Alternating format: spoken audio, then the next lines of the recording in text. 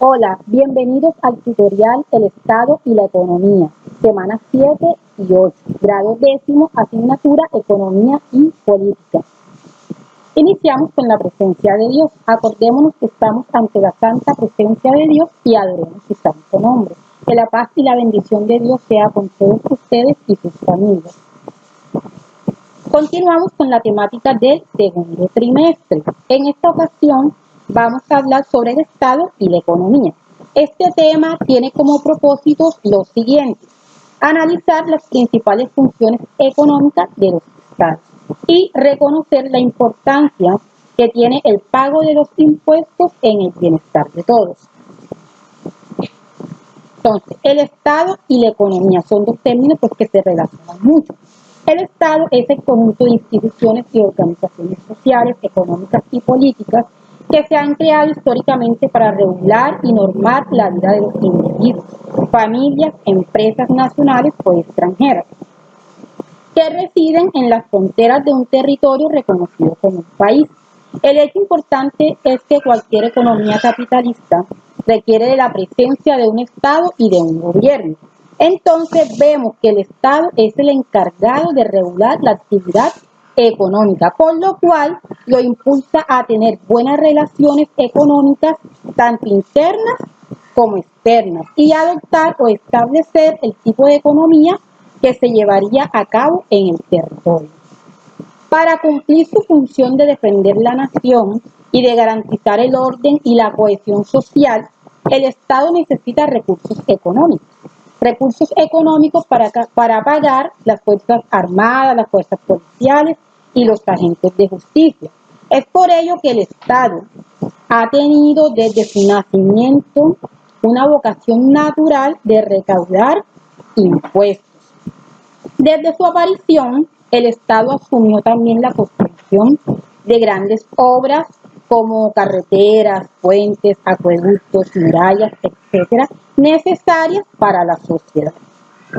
Estas dos vertientes, lo que es el cobro de impuestos y la construcción de grandes obras de infraestructura, fueron probablemente la primera relación estrecha entre el Estado y la economía.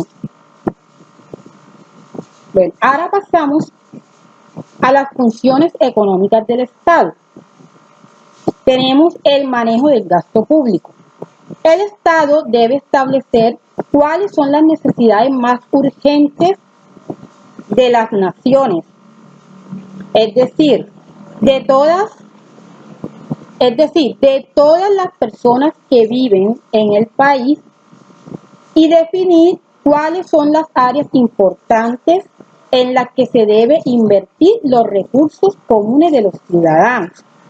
Hay que tener en cuenta que la mayoría de los ingresos del Estado provienen de los impuestos que cobra el gobierno a las personas, empresas e industrias, y en general a todas las actividades comerciales. A través del pago de los impuestos, todos contribuimos a financiar las funciones del Estado. Generalmente las áreas más importantes en que se invierten los dineros del gasto público son defensa, seguridad, seguridad nacional, justicia, sanidad, seguridad social, educación, infraestructura y manejo energético. Pasamos ahora a la regulación de la actividad económica. La regulación de la actividad económica. El Estado debe regular de manera constante la actividad económica y hacer su seguimiento, asegurar que todos respeten dichas reglas. Esta regulación económica se realiza mediante tres mecanismos fundamentales: lo que es la política monetaria, la política fiscal y la política de regulación, que posteriormente pues ustedes estudiantes pues van a leer y a profundizar un poco más sobre estos tres mecanismos fundamentales de la regulación de la actividad económica.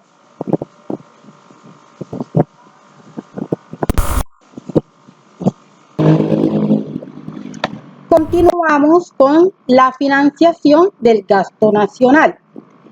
ninguna familia, ninguna persona y mucho menos un país puede gastar sin tener una fuente de financiación, es decir, sin tener cómo conseguir dinero para financiar sus gastos, sus actividades e inversiones. El Estado tiene dos alternativas claras para conseguir dinero. Son los impuestos y el cobro de servicios. Y el endeudamiento, es decir, el Estado como cualquier persona puede acudir al sector financiero local o internacional para pedir préstamos. Pasamos a la administración de los ingresos y el pago de préstamos y compromisos. Bueno, la administración de los ingresos es una de las principales funciones del Estado. Dicha función consiste en distribuir los ingresos de forma que se puedan invertir y gastar eficazmente para lo que fueron destinados y guardar algunos de estos recursos de la nación para el pago de las deudas contraídas. Bueno, ahora pasamos a la determinación de las políticas impositivas. Bueno, se refiere a la determinación del nivel de impuestos y las tarifas que deben pagar sus ciudadanos y las diversas actividades económicas. Es decir, el Estado determina los impuestos de acuerdo a la capacidad de pago que tenga cada quien. Bueno, ahora pasamos a las ventajas y desventajas de la intervención del Estado en la economía. Entonces, tenemos como ventaja, su fin último es el bien común. El Estado busca la justicia social y empatía hacia los más desposeídos. Busca el bienestar de todos. Cuando la intervención del Estado ha sido moderada, ha sido capaz de aumentar el bienestar social y la calidad de vida de la población. Esto con respecto a la segunda ventaja, que es, ha generado buenos resultados cuando la intervención ha sido moderada. Cuando la intervención del Estado es moderada, es capaz de aumentar el bienestar social y la calidad de vida de la población. La educación pasa a tener un rol central. Bueno, la educación es prioridad para el Estado. Garantizar que las personas reciban la educación necesaria para ser productivos en el sistema. Es decir, para ser productivos dentro del sistema. Pasamos ahora a las desventajas de la intervención del Estado en la economía. Entonces, la primera desventaja es graves problemas para generar riqueza. Uno de los principales objetivos de una economía suele ser combatir la desigualdad de ingresos. Lamentablemente, el resultado final acostumbra a ser el empobrecimiento total de la población. Es decir, falla rotundamente en la generación de riquezas, entre otros factores debido a sus políticas intervencionistas que limitan la competencia y libertad de elección. Se restringen los derechos individuales. Es decir, las personas no son libres de perseguir sus propios intereses individuales. Y no está de más decir que la sociedad se conforma de individuos y cada uno con sus propios intereses y anhelos. Es una puerta al totalitarismo. ¿Qué quiere decir esto? Es decir, que es un aspecto cuando la planificación masiva del Estado en su intervención termina por contagiar a las demás áreas de la vida cotidiana.